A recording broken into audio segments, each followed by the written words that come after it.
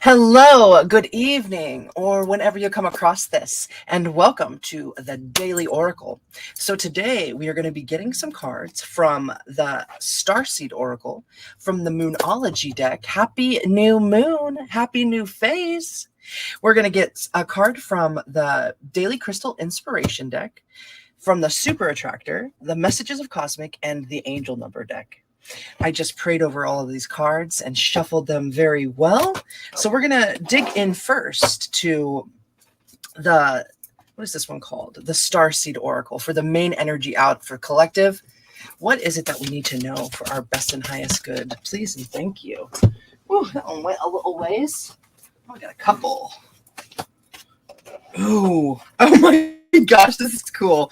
And then bottom of the deck. Oh, wow. Dude, we are waking up. The veil is lifting. Wow. Lifting the veil.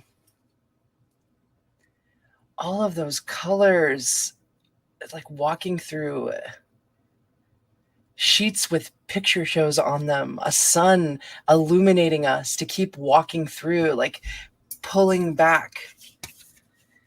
So many layers. There's even a lamp, like a lantern in the background here, and then like a volcano erupting down below. We have a floating island up here as well, a waterfall, and earth energy. It goes from like that rooting color all the way up to the purple. All of our chakras are being represented. Questioning everything. Anything unaligned must go. Wow.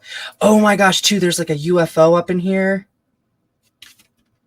And almost like bridge energy. Man, it's like rebuilding society. The societal norms are certainly changing, making room for new ideas to flourish and grow, to take root in our minds, to be informed, and to harm none. This lifting of the veil, it is certainly a collective energy, and these things, they happen, they come upon us, especially with great adversity. When this adversity arises, we are forced into a position where we actually have to choose a path, choose the way to go. And Spirit is guiding us to choose the way that is closest in alignment with what is speaking inside of us, which is Spirit, creating that relationship with Spirit to help us guide that way. A lot of times when this starts to happen and the veils really are lifting, you might even come to thoughts where you think that you're crazy, and others might call you crazy. Not a very popular term this day and age, right? But it doesn't mean that you're crazy. You're certainly not crazy. You're finding your way. You are so bright and you're so worthy. You really are. It's like taking away the mask from your eyes, from your face, to really look into the sunlight, to be led by that raw energy. Also guided by that moon energy, this perfect balance. But it is it's an uneasy time, because then when we do start to understand things from new perspectives, new experiences, it shines a light on who we've been in the past, and the routines and the habits that we have in our lives that are current, which no longer serve us. And sometimes when this like switch flips and this happens in your life, it can be like night and day for the way your life will be from here on out. Other times, other times it will take time to integrate these new habits and to have these other things drop away. But there's also this other it's like we become so filled with passion, and it's like a truth-seeking energy to just keep digging. And that's really important. It's good to actually do the work and figure these things out for yourself, to form your own opinions and understand why you feel the way you do. And when you do this, it will sometimes incite a deep affinity and need to really just drop it all away. Now, when this happens, because it doesn't happen that way for everybody, but when it does happen like that, if that happens that way for you, we sometimes feel starkly alone because everything is now so drastically different and we don't really know what it means to live in this new way, but we do have the passion to do it. Spirit is going to be with you every step and every moment, and you will be able to, cultivate a balance of life.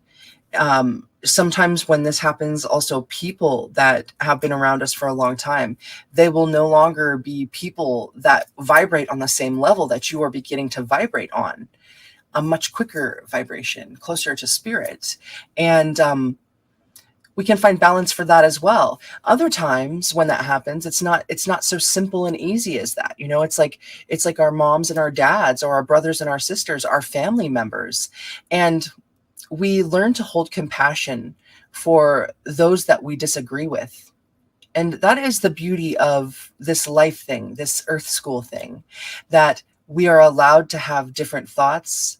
And, we should have different thoughts. We all have different experiences, but we learn from our mistakes, and we hopefully learn from the mistakes of history.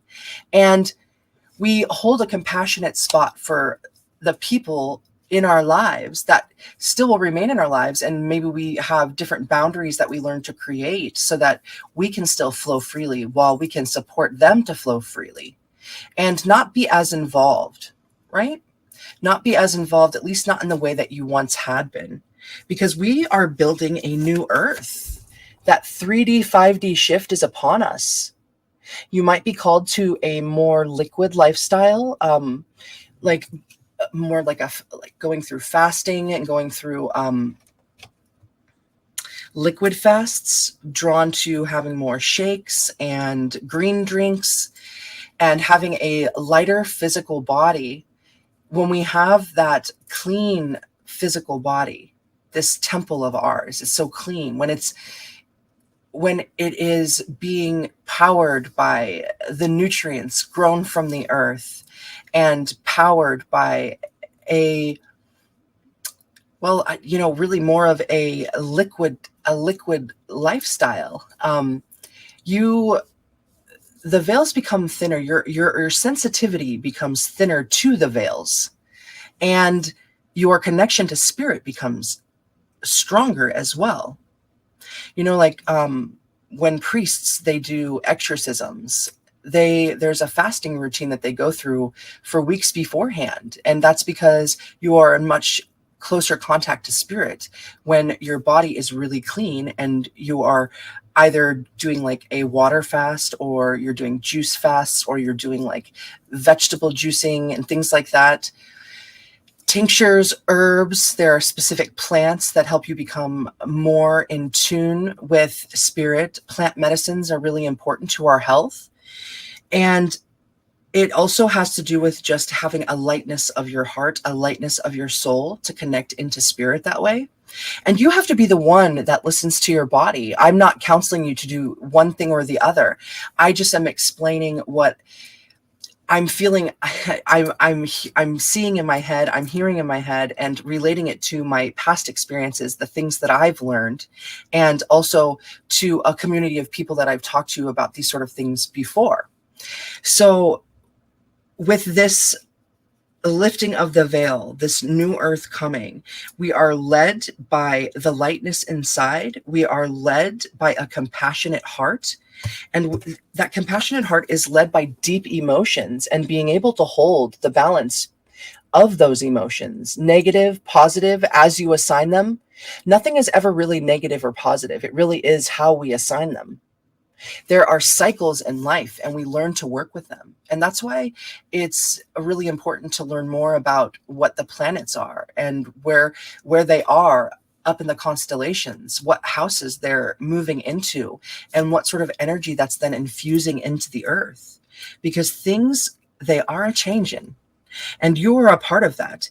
As you're standing here, it's like you're standing You know, I actually get the feeling that this is kind of like some sort of like really shallow expanse right there of water, purples and blues, the communication between spirit and you, and your place in this earth school, coming to understand your purpose here, why you are walking this path, and being deeply rooted in that emotion of it. These things, they take time. Also, the star energy, it's surrounding you. You are that star energy. Learning your star family, coming to your soul family, and being in contact with your spirit guides, your ancestors, the Pleiadians. It's that whole, those who came before, Tartaria, right? Tartaria? That might be how you say it. And man, you know, all other kinds of civilizations that have come before us, things that have just been straight written out of history, they still connect back into us. The vibrations still exist. Nothing ever dies. Nothing ever really dies. Nerd. Nothing ever really dies. So tap into that. It is calling to you. And you are an ambassador, a creator, an inventor, an inspiration, someone who is a part of building these new ways to be. And we do that by being in our flow. Where your attention goes and where your energy goes, that is what is going to flow into your life. It's natural law. So while we are aware of the chaos that is around us, and while we are still a part of this world, we are also building new worlds. We are becoming architects of new ways to be. And we are also being led to community so that that can take hold in a grander movement on an energetic level across the land. So that gets me to this whole golden children thing. It's like indigo children, crystal children, star children, the golden children, inner child, tenderness, innocence, and rare gift. The sensitivity that you have. Sometimes when we are that sensitive, it is a burden on those in our life. It's a burden on society. And because we're so sensitive to the others around us, we will, not on purpose, learn to take on their emotions as our own. And it can get real stuffy. It can get real confusing about where you end and these emotions begin, what it is that you're taking on for yourself. And then also there is a sense of unworthiness and guilt that sometimes becomes attached to being so sensitive, that it is such an inconvenience for others. I want you to know that as many times as you have possibly gone through those kinds of experiences, that this is truly a gift.